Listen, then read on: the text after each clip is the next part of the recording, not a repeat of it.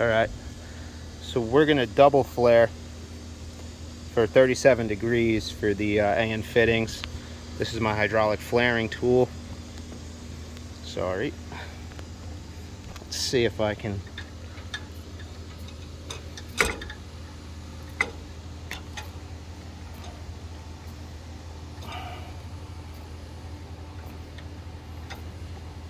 It's normally a two-handed operation.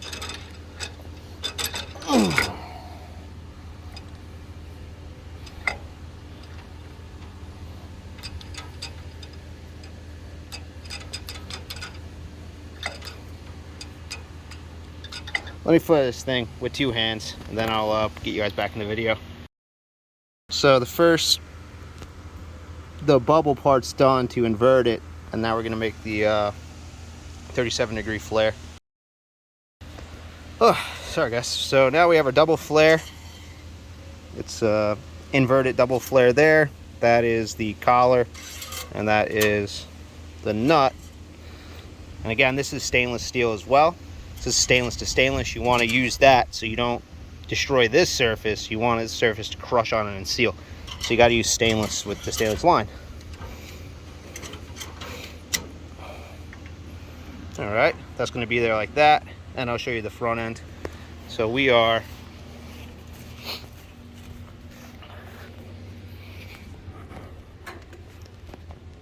I tossed the fuel pressure regulator on. This is the feed line that we're feeding right now. The return line's coming next. We did AN fittings to stainless steel braided line there to the carb.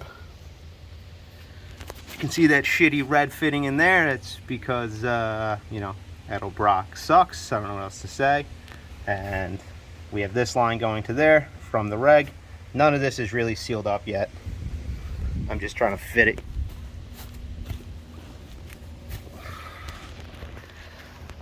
So I made that little bracket there with the two stainless steel fittings on it, welded together. That's bolted into the frame. That's the connection point from the braided line to the stainless hard line. And here's the stainless hard line. It wraps there and then kicks up into the frame to get around the exhaust and stay as far away from the exhaust as possible. And the intercooler line's there too for the transmission, and that kicks up and over and rolls in the frame all the way to the back. One solid piece of 3/8 stainless steel hard line.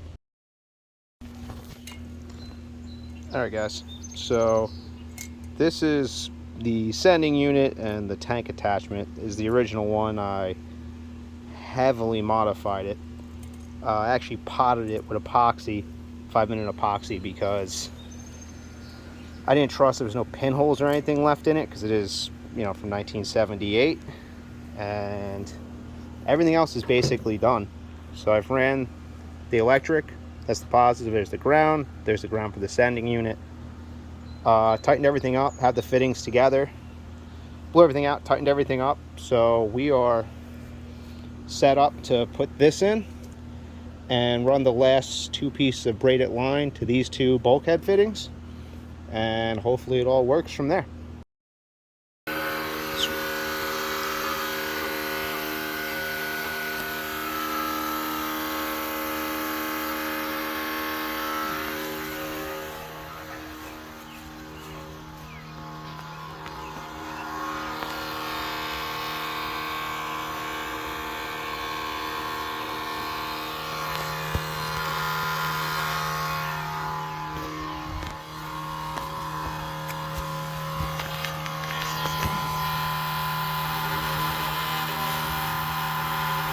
All looks pretty dry. Let's try to start the truck.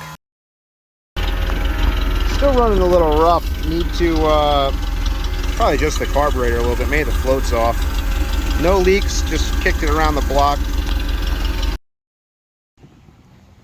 Pushing his car already.